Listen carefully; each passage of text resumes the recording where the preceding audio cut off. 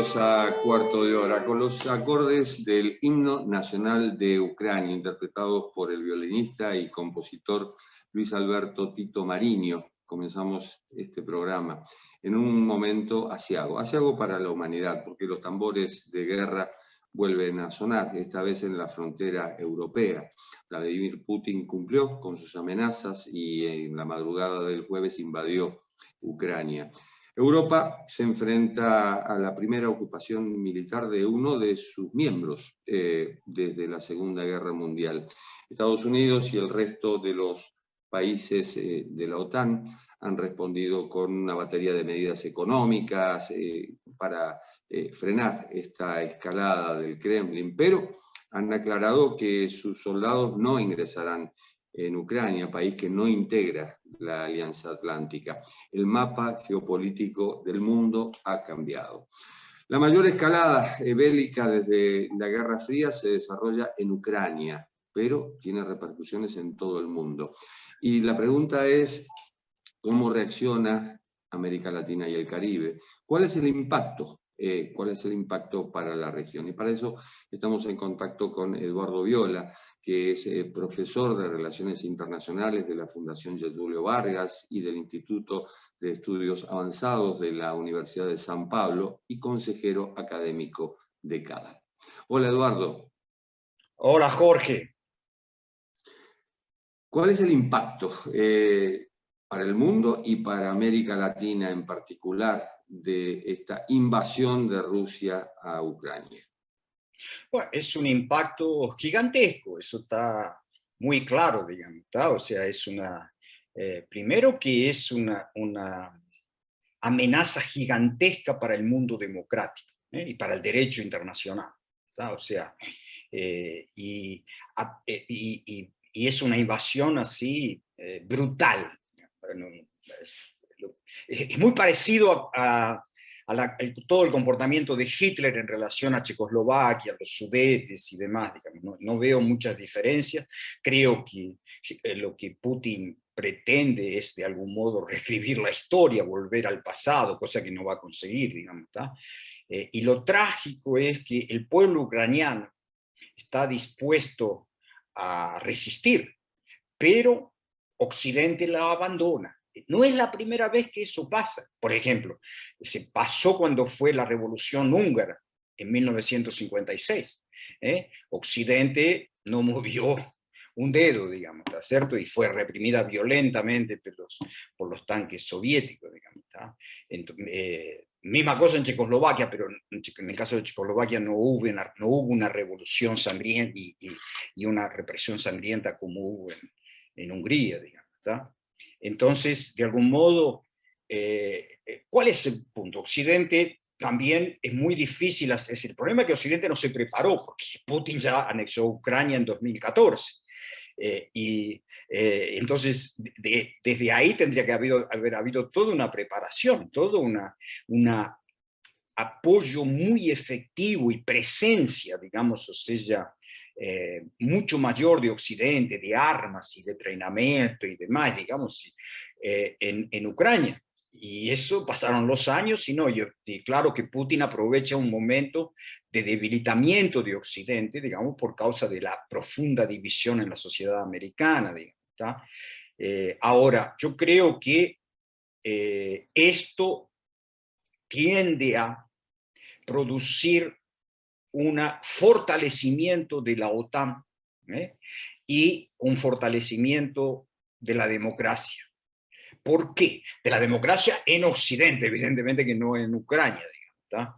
¿Por qué? Porque frente a la amenaza común, antes era la amenaza soviética, ahora la amenaza rusa, es decir, la necesidad de unidad aumenta extraordinariamente, mismo en Estados Unidos, donde la gran mayoría de los republicanos son fuertemente antirrusos y condenan profundamente la invasión, a pesar de Trump, digamos, y un grupo de legisladores dicen que Putin es un genio y demás.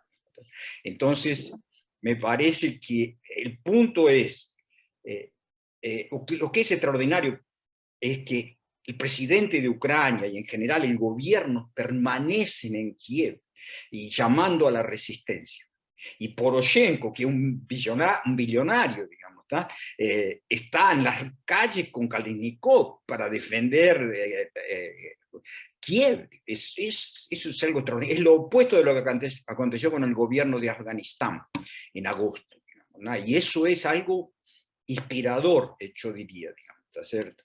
Ahora, de todas maneras, no habría mucho lo que Occidente podría hacer, porque ahí el riesgo de guerra mundial y nuclear es altísimo, porque inclusive Putin es mucho más peligroso que los líderes soviéticos, porque Putin es como Stalin, es decir, es poder absoluto, no hay nadie lo controla, y él está bastante aislado, digamos, o sea, aislado mentalmente, históricamente, y ahora aislado físicamente durante la pandemia, digamos. Entonces, el criterio de realidad, aparentemente, varios dicen que es un caso claro de de enfermedad psiquiátrica, digamos, ¿tá? Yo creo que es terrible para Occidente la situación, porque Putin es muy peligroso, o sea, es imprevisible, no es un actor racional, ¿está cierto? Putin escalaría en la dirección de la guerra nuclear. Y eso es algo que Occidente precisa incorporar totalmente en sus cálculos, porque es decisivo que Occidente coloque tropas significativas en todo el flanco, todo el flanco este de la OTAN, y aparte, por ejemplo, sea muy positivo en caso de que Suecia y Finlandia quieran entrar en la OTAN. Eso es más o menos como veo. Ahora, en América Latina, la repercusión primera es una repercusión más económica, digamos, que tiene que ver con aumento de precios de commodities, que según con las commodities favorece a algunos países, digamos, al mismo tiempo que aumentan los precios de la energía y de los alimentos, digamos, y eso genera más inflación. Eso es un caso claro en Brasil, digamos, donde tiene una parte favorable y una desfavorable, digamos, en ese sentido. En el caso de Brasil, la posición del gobierno brasileño es absolutamente vergonzosa, en mi opinión, digamos, o sea, el gobierno brasileño, aparte de Bolsonaro haber prestado solidaridad a Putin la semana pasada, digamos, el gobierno brasileño está, no sé, hoy a la tarde va a ser la votación en el Consejo de Seguridad de las Naciones Unidas. No sé si ya hubo, y Brasil es miembro en este momento, no permanente. Pero junto con México. Ahora, junto con México. Sí. ¿Y qué acontece? Hasta ahora el gobierno brasileño, las señales son de que podría abstenerse. Digamos, cuando toda la tradición brasileña y demás de defensa de autodeterminación, de soberanía nacional y demás, debería llevar a una condena fuerte, digamos, o sea, aprobar una resolución de condena fuerte de Rusia, digamos, ¿tá? Pero no sé si eso va. Claro que la lógica del Estado profundo brasileño va en esa dirección, pero la lógica de Bolsonaro y del bolsonarismo no, porque Bolsonaro ve a Putin como vamos a decir, un líder de las fuerzas del cristianismo contra las fuerzas globalistas, contra las fuerzas cosmopolitas, por así decir, digamos. Bien conservador. Pero es interesante que el vicepresidente Mourón, que es un general de 4 estrellas retirado, digamos, ayer dijo que Occidente debería responder con la fuerza y que la invasión se parece a la invasión de Hitler de Checoslovaquia, digamos, y que tiene que ser parado ahora porque si no va a ser tarde. Entonces me impresionó esa declaración. Obviamente Bolsonaro lo desautorizó inmediatamente, digamos, ¿no? Dijo que quien habla, digamos, quien es el presidente según la Constitución es el que define la política externa. Y hasta ahora, digamos, Bolsonaro no dijo nada, digamos, ¿tá? Entonces, vamos a ver. Era previsible en América Latina y en el Caribe una respuesta dispar, es decir, el apoyo de Nicaragua, de Venezuela y de Cuba a Putin irrestricto era previsible. Era previsible la condena a Rusia de parte de países como Uruguay o Colombia. e inclusive del presidente electo de Chile, de Gabriel Boric, que coincide con también la condena de Sebastián Piñera. Pero hay otros países, Brasil, Argentina y demás, México incluido, que llaman a la paz frente al conflicto, es decir, no mencionan a Rusia y tampoco hablan de invasión. Que es una posición de algún modo cómplice con la invasión. O sea, las cosas están claras. ¿Quién invadió? ¿Quién inició una guerra no provocada? Es Rusia, digamos, y es algo extremo, digamos, o sea, un cambio decisivo en la historia. Y decir que es un conflicto, que llaman a la paz, digamos, me parece una posición de una hipocresía gigantesca. Esto quiere decir que si vamos al caso, Brasil limita con varios países, entre otros Paraguay, por ejemplo, y si Pedro Juan Caballero en Paraguay quiere declararse independiente y cuenta con el apoyo de Brasil, tomando el precedente de Rusia con Donetsk y con Lugansk, bueno, podrían hacerlo. Es decir, estamos, en cierto modo, estamos quebrando el orden internacional de este modo, con la vulneración de fronteras, de soberanías. No, creo que es bien peligroso, a pesar de que yo diría que en América del Sur, particularmente, vamos a decir, las fronteras están bastante definidas hace mucho tiempo. No hay, entonces, hubo la guerra entre Perú y Ecuador, digamos, hay todo el problema de la amenaza siempre latente de Venezuela a invadir el Esequibo, en la Guyana, digamos, pero o el conflicto, digamos, que no es de definición de fronteras totalmente entre Colombia y Venezuela, ¿verdad? Pero yo diría, digamos, que de todas maneras hay que reconocer en ese punto, América Latina, América del Sur es un continente cada vez más que queda para atrás en el mundo, digamos, pero en el punto de haber, digamos, del nivel de conflicto interestatal, realmente es un continente bastante pacífico, digamos, está comparado con Europa, digamos, que ahora, fue pacífico por causa de las masacres, digamos, de las dos guerras mundiales, digamos, o sea, eso llevó, digamos, a primero a una, vamos a decir, una división de Europa y después una unificación de Europa Occidental promovida por Estados Unidos y después la expansión, digamos, de la democracia, digamos, para Europa Oriental cuando colapsó el Imperio Soviético. ¿Nos guiamos por la ideología, los negocios o el orden internacional? Bueno, es decir, claro que esa respuesta, yo diría, depende de sectores de la sociedad. No se puede decir que... Y claro que hay sectores que, por ejemplo, países de tradición mucho más de Estado de Derecho democrático, reciente y demás, digamos, de los últimos 30 años, como Uruguay, Chile, Costa Rica, digamos, el derecho internacional es muy importante, digamos, esa violación de soberanía es algo extremo, digamos. Ya países como Argentina y Brasil y México, muéstrase que son ambiguos, que hay sectores, digamos, o sea, que se guían por el derecho internacional, otros que se guían por la ideología, con certeza, ¿tá? Y claro que los negocios están siempre presentes, eso no es algo que, pero depende del peso que llega a tener, digamos, ¿tá? Y eso varía en última instancia, los países están divididos en relación a ese tipo de orientación, digamos. ¿Por qué se guía? Por los negocios, por la ideología, por el derecho internacional. Eduardo, ¿qué papel juega China con respecto, bueno, al conflicto, o mejor dicho, a la invasión de Rusia por un lado, y a las posiciones que han adoptado los gobiernos de América Latina? Yo creo que China, a pesar de públicamente tener una posición, digamos, o sea, digamos, de no tratar de no quedar claramente definido del lado de Rusia. Yo creo que está claramente del lado de Rusia.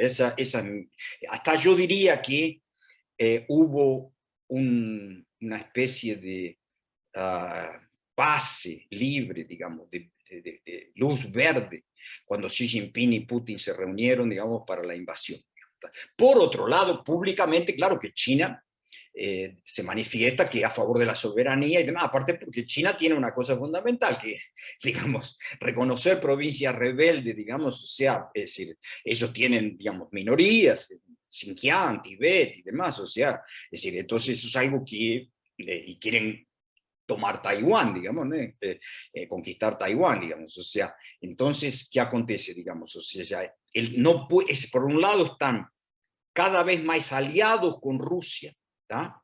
Y por otro lado, tienen una posición internacional, digamos, o sea, que hace que nunca reconocieron la anexión de Crimea, por ejemplo, por Rusia, y no creo que no van a reconocer así una redefinición del mapa de Ucrania, ese tipo de cosas me parece difícil, digamos, ¿tá?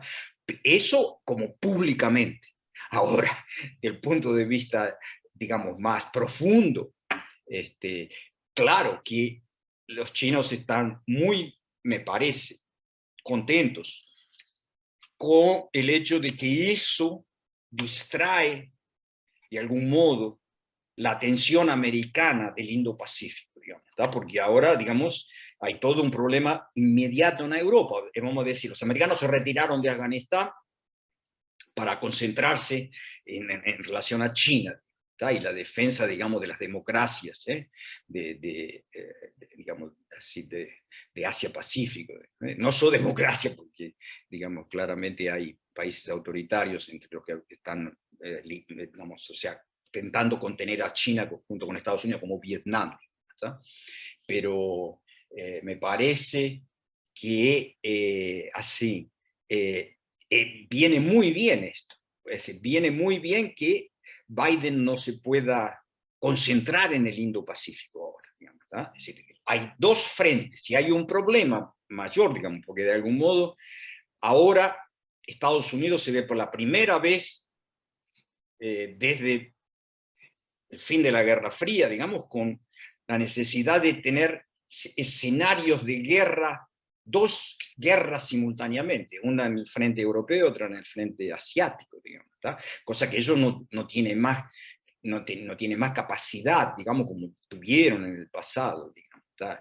Entonces, los chinos me parece que para ellos viene muy bien, ¿eh? Ahora, y la otra cosa es ver cómo evalúan la respuesta occidental porque a la invasión, porque ellos tienen preparada una invasión a Taiwán también, digamos, ¿tá? Eso es algo claro, digamos, o sea, no querer ver eso es impresionante, digamos, ¿tá? Eso está anunciado, los chinos van a hacer eso, no creo que en el corto plazo, pero dependiendo de la respuesta occidental, de la desunión en Occidente en relación a, que puede surgir después, porque las sanciones, o sea, digamos, los problemas internos que crean, digamos, descontento en la población, digamos, que no está dispuesta a sacrificios, todo ese tipo de cosas. Bueno, entonces ahí se pueden acelerar los planos chinos para la invasión a Taiwán. Digamos que eso sería una catástrofe mucho mayor, digamos, porque ahí en ese caso realmente, ahí qué acontece.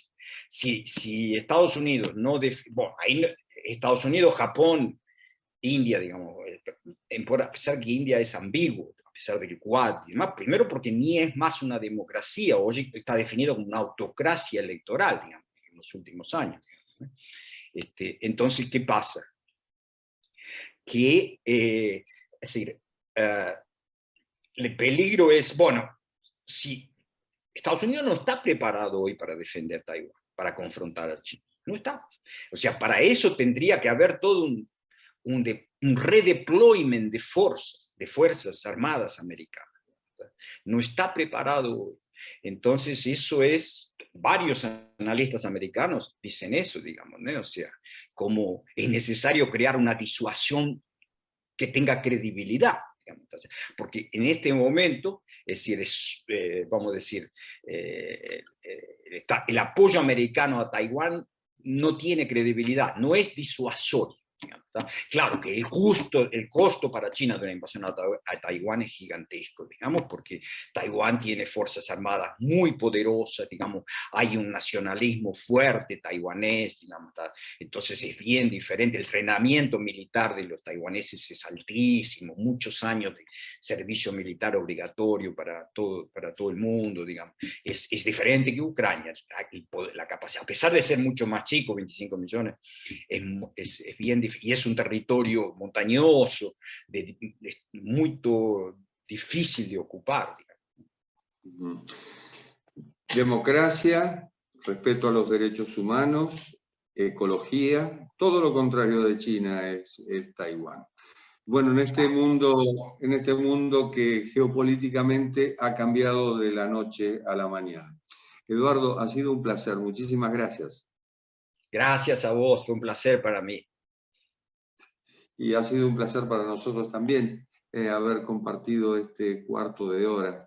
Comenzamos con el himno nacional de Ucrania, interpretado por el violinista y compositor cubano Luis Alberto Tito Mariño, y terminamos con él, abogando por la paz, desde luego. Hasta la próxima. Chao.